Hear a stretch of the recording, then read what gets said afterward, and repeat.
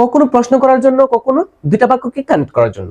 তো দেখেন আমরা কাদের কথা বলতেছি, অনেকে হয়তো জেনে গেছেন যে ইন্টারগেটিভ প্রনাউন এবং রিলেটিভ প্রনাউন। ইন্টারগেটিভ এবং রিলেটিভ প্রনাউন গুলো কোনগুলো? যেমন হো, হট, হুইচ, হোম, এগুলো হচ্ছে, এগুলো মুনাফিকের মতো আচরণ করে। কি ভাইয়া? এগুলো হচ্ছে মুনাফিকের মতো আচরণ করে, কখনো প্রশ্ন করার জন্য ব্যবহার হয়, কখনো হচ্ছে কি, কখনো হচ্ছে দুইটা বাক্যকে কানেক্ট করে, দুইটা বাক্যকে যুক্ত করার জন্য ব্যবহার করা হয়। তো দেখেন যখন প্রশ্ন করার জন্য ব্যবহার করা হয় তখন তাকে ইন্টারগেটিভ প্রনাউন বলা হয়, আর যখন দুইটা বাক্যকে কানেক্ট করে তখন তাকে রিলেটিভ প্রনাউন বলে। তো দেখেন এগুলো ব্যবহার কি, যখন প্রশ্ন করে, এক নম্বর যখন প্রশ্ন করার জন্য ব্যবহার হয় তখন তাকে কি বলে? Interrogative pronoun. হ্যাঁ, ইন্টারগেটিভ প্রনাউন, ঠিক আছে। যখন প্রশ্ন করার জন্য ব্যবহার হয় তখন তাকে ইন্টারগেটিভ প্রনাউন বলা হয়। যেমন for example, what do you want, তুমি কি চাও। দেখেন এখানে কিন্তু প্রশ্ন করার জন্য ব্যবহার করা হয়েছে।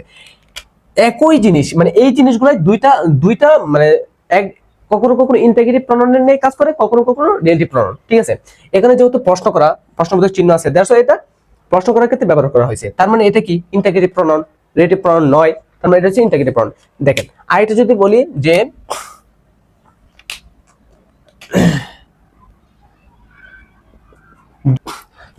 যদি দুইটা বাক্যকে রিলেট করার মানে সংযোগ করার জন্য ব্যবহার হয় তখন তাকে কি বলা হয়? রিলেটিভ প্রনাউন, ঠিক আছে, তখন তাকে রিলেটিভ প্রনাউন বলা হয়। তো দেখেন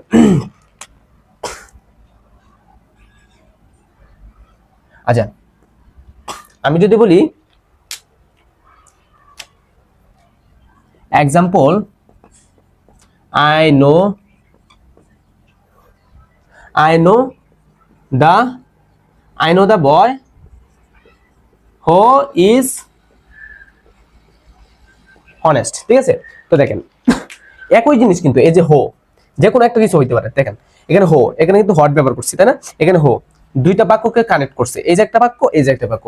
আমরা জানি একটা বাক্য হওয়ার জন্য একটা ফাইনাইট ভার্ব, একটা ফাইনাইট ভার্ব মাস্ট লাগবে। আপনি যদি একটা বাক্য ক্রিয়েট করতে চান তাহলে একটা ফাইনাইট ভার্ব, এখানে একটা ফাইনাইট ভার্ব আছে, আর এই যে এখানে একটা ফাইনাইট ভার্ব। তার মানে দুইটা বাক্যকে যুক্ত করছে এই যে এই ওয়ার্ডটা, দ্যাটস ওয়াই এটা হচ্ছে রিলেটিভ প্রনাউন, মানে রিলেট করছে, দুইটা বাক্যকে রিলেট করছে, সংযোগ করছে, দ্যাটস ওয়াই হচ্ছে রিলেটিভ প্রনাউন। তো দেখেন একই জিনিস কিন্তু মুনাফিকের মতো আচরণ করতেছে, কখনো হচ্ছে ইন্টারগেটিভ প্রনাউন, কখনো রিলেটিভ প্রনাউন। কিন্তু কেন?